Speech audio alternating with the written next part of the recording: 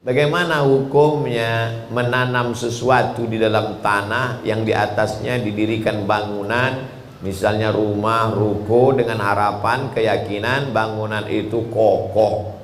Di tempat saya, bahkan rumah saya, gedung kelas, masjid, memang sebelum bangun itu memang di dalam, di tanah itu ditanam supaya kokoh. Yang ditanam itu apa Pak Ustadz? Tiang pancang. Karena tanahnya tidak seperti di Palu, tanah batu. Tanah di tempat kami di Riau itu gambut. Jadi untuk membangun kelas 120 tiang pancang di dalam. Bukan itu maksud kami Pak Ustadz. Maksud kami bagaimana hukumnya menanam kepala kerbau.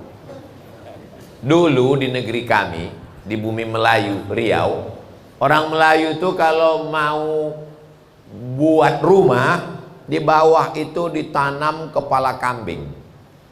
Jadi datanglah ulama.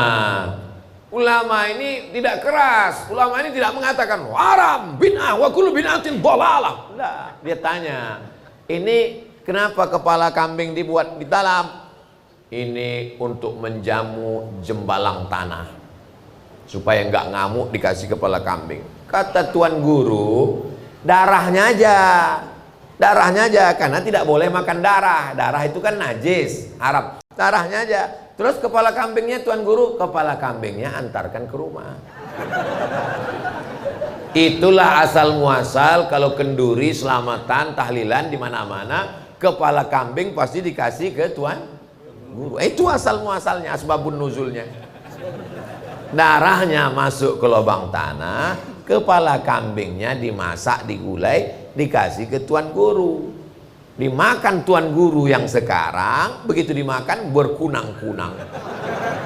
Dikatakan jembalang tanahnya ngamuk, padahal kolesterol naik.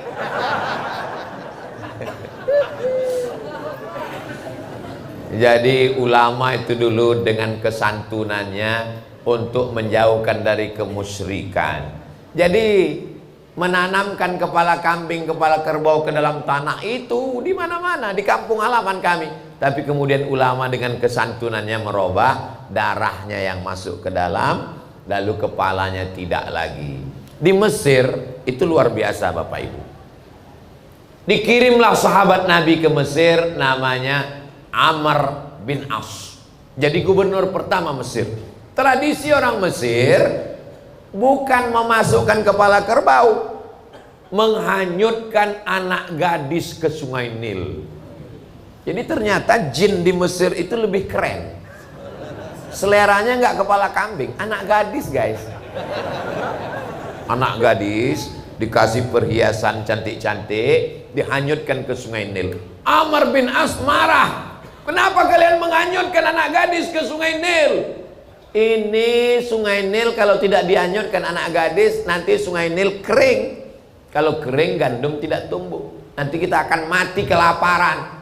Amr bin As kirim surat nomor